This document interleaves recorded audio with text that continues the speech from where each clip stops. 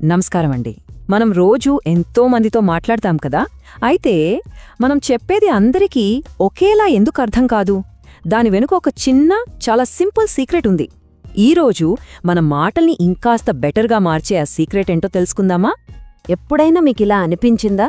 అంటే మీరు ఏదైనా ఒకటి ఎంతో ఇంట్రెస్టింగ్గా చెప్తూ ఉంటారు, కానీ వినేవాళ్లు మాత్రం కొడతారు తప్ప వాళ్ళకి నిజంగా అర్థమవుతోందా లేదా అని మనకే డౌట్ వస్తుంది. ముఖ్యంగా ఇంట్లో అందరితో ఏదైనా మాట్లాడుతున్నప్పుడు ఇలా చాలాసార్లు అవుతుంది కదా. సరిగ్గా ఈ సమస్యకే సమాధానం సెన్సరీ ప్రిఫరెన్స్. అబ్బో, పేరేదో పెద్దగా ఉందని కంగారు పడకండి. ఇది చాలా సింపుల్ ఐడియా. అంటే ఏంటంటే, కొంతమందికి కళ్లతో చూస్తేనే నమ్మకం, ఇంకొంతమందికి చెవులతో వింటేనే విషయం క్లియర్గా అర్థమవుతుంది. మరికొంతమందుంటారు, వాళ్లకి స్వయంగా చేసి చూస్తే కాని సంతృప్తి ఉండదు. సింపుల్గా చెప్పాలంటే, మనమందరం ఒకే ప్రపంచాన్ని వేరువేరు కిటికీల నుంచి చూస్తున్నామన్నమాట. భలే ఉంది కదూ? సరే, మరి ముందుగా మనం ఫస్ట్ కేటగిరీ వాళ్ళ గురించి మాట్లాడుకుందాం. అంటే చూస్తే గాని నమ్మని మన స్నేహితుల గురించి. ఈ విజువల్ పీపుల్ మైండ్ ఎలా ఉంటుందంటే, అచ్చమొక కెమెరాలాగనమాట. వాళ్లకి బొమ్మలు, చార్ట్లు, మంచి కలర్స్ ఇలాంటివి చూపిస్తే విషయం ఫాస్ట్గా కనెక్ట్ అయిపోతుంది. అందుకే చూడండి, వాళ్ళెక్కువగా ఇప్పుడు నాకొక క్లియర్ పిక్చర్ వచ్చింది, లేదా లుక్స్ గుడ్ టు మీ లాంటి మాటలు వాడుతుంటారు. ఒక చిన్న ఎగ్జాంపుల్, వీళ్ళు షాప్కెళ్ళి కొత్త ఫోన్ కొనాలనుకుంటే దాని గురించి 100 విషయాలు వినడం కన్నా ఒక్కసారి దాన్ని ఆన్ చేసి ఆ స్క్రీన్ చూస్తే చాలు, అప్పుడే వాళ్లకి నమ్మకం కలుగుతుంది. ఒక చిన్న సిచ్యువేషన్ ఊహించుకోండి. క్లాస్లో టీచర్ పాఠం చెప్తున్నారు. ఓ స్టూడెంట్ ఏమో ఏం అర్థం కానట్టు చాలా కన్ఫ్యూజ్డ్గా చూస్తున్నాడు. అప్పుడు ఆ టీచర్ ఏం చేశారంటే, బోర్డ్ మీద చిన్నగా ఒక డయాగ్రామ్ గీశారు. అంతే, ఒక్కసారిగా అబ్బాయి ఫేస్లో లైట్ వెలిగింది. విషయం టక్కున అర్థమైపోయింది.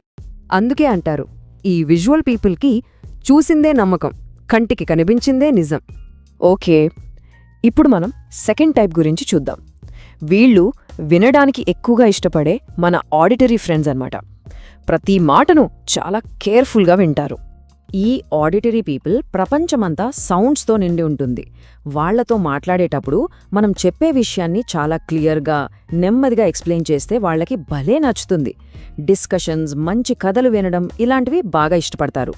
అందుకే గమనించండి, వీళ్ళు టెక్స్ట్ మెసేజ్ల కన్నా ఒక ఫోన్ కాల్ చేసి మాట్లాడడానికి ఎక్కువ ప్రిఫరెన్స్ ఇస్తారు. వాళ్ళు ఎక్కువగా సౌండ్స్ గుడ్ లేదా ఐ హియర్ యూ అని అంటుంటారు. ఇది చూడండి, సాయంత్రం అందరూ కలిసి చాయ్ తాగుతూ కూర్చున్నారు. అప్పుడు ఫ్యామిలీలో ఒకరంటారు, అందరం కూర్చునే ప్రశాంతంగా మాట్లాడుకుందాం రండి అని. ఎందుకంటే వాళ్లకి అలా మనసు విప్పి మాటల్లోనే తమ ఫీలింగ్స్ని పంచుకుంటేనే ఒక నమ్మకం, ఒక కనెక్షన్ ఏర్పడుతుంది. సో ఈ ఆడిటరీ పీపుల్కి వినడం ద్వారానే నమ్మకం కలుగుతుంది. సరే, ఇక మనం మూడో రకం ఫ్రెండ్స్. వీళ్ళు చాలా యాక్టివ్గా ఉంటారండోయ్.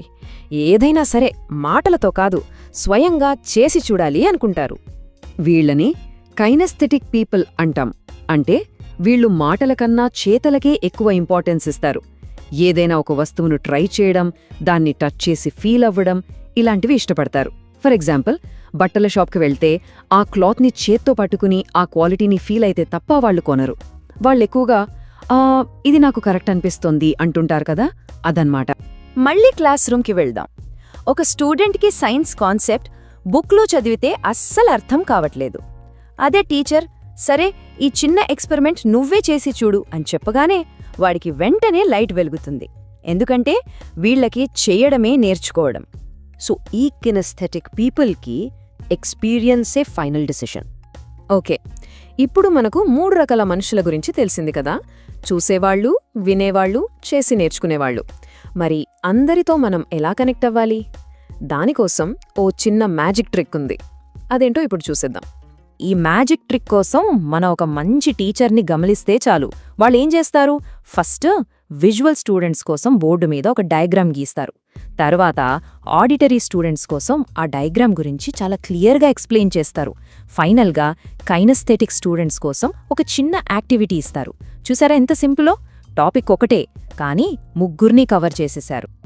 అందుకే ఆ సీక్రెట్ చాలా చాలా సింపుల్.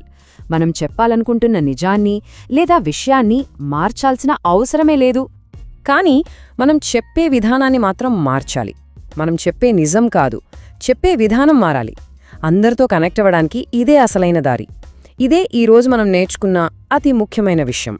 మర్చిపోకండి ఫ్రెండ్స్, రోజూ చిన్న చిన్న విషయాలు నేర్చుకుంటూ ఉంటే ఏదో ఒక రోజు అవే మనల్ని పెద్ద సక్సెస్ వైపు నడిపిస్తాయి.